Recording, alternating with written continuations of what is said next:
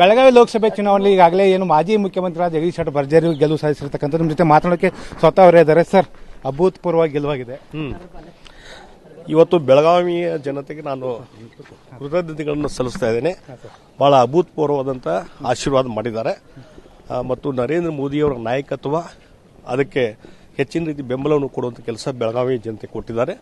ನಾನು ಅವರಿಗೆ ಅಭಿನಂದನೆಗಳನ್ನು ಸಲ್ಲಿಸ್ತಾ ಇದ್ದೇನೆ. ಹೊರಗಿನವರು ಅಂದಿದ್ದಾರೆ ಸರ್, ಈಗ ಮನೆ ಮಗನಾಗಿ ನಿಮ್ಮನ್ನು ಸ್ವೀಕಾರ ಮಾಡಿದ್ದಾರೆ. ಕಾಂಗ್ರೆಸ್ ಅವರು ಏನು ಟಿಪ್ಪಣಿ ಮಾಡ್ತಿದ್ರಲ್ಲ ಅದಕ್ಕೆಲ್ಲ ತಕ್ಕದಾದಂಥ ಉತ್ತರ ಇವತ್ತಿನ ರಿಸಲ್ಟ್ ಜನ ಉತ್ತರ ಕೊಟ್ಟಿದ್ದಾರೆ. ಕೇಂದ್ರದಲ್ಲಿ 400 ಪಾರ್ ಅಂದಿದ್ರಿ, ಎಲ್ಲೋ ಒಂದ್ ಕಡೆ ಈಗ ಸ್ಪಷ್ಟ ಬಹುಮತ ದೊರೆಯೋದು ಎಲ್ಲೋ ಕಠಿಣ ಆಗ್ತದೆ. ನೋಡು, ಸ್ಪಷ್ಟ ಬಹುಮತ ಅಂತೂ ಸಿಗ್ತದೆ. ನರೇಂದ್ರ ಮೋದಿಯವರು ಮತ್ತೊಮ್ಮೆ ಪ್ರಧಾನಮಂತ್ರಿ ಆಗುವುದು ನಿಶ್ಚಿತ, ಎರಡನೇ ಮಾತಿಲ್ಲ.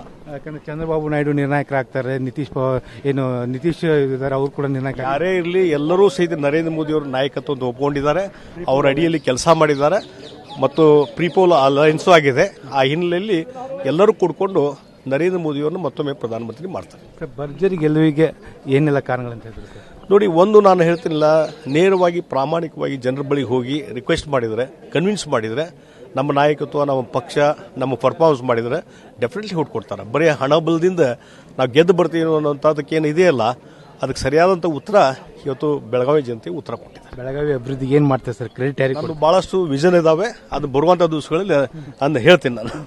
ಇವಿಷ್ಟು ಏನಂದ್ರೆ ಗೆಲುವಿನ ಬಳಿಕ TV5 ಜೊತೆ ಮಾತನಾಡಿದ ಜಗದೀಶ್ ಶೆಟ್ಟರ್ ಅವರ ಮಾತುಗಳು. ಕ್ಯಾಮರಾಮನ್ ರವಿ ಜೊತೆ ಶ್ರೀಧರ್ ಕೊಟ್ಟಾರ, TV5 ಬೆಳಗಾವಿ.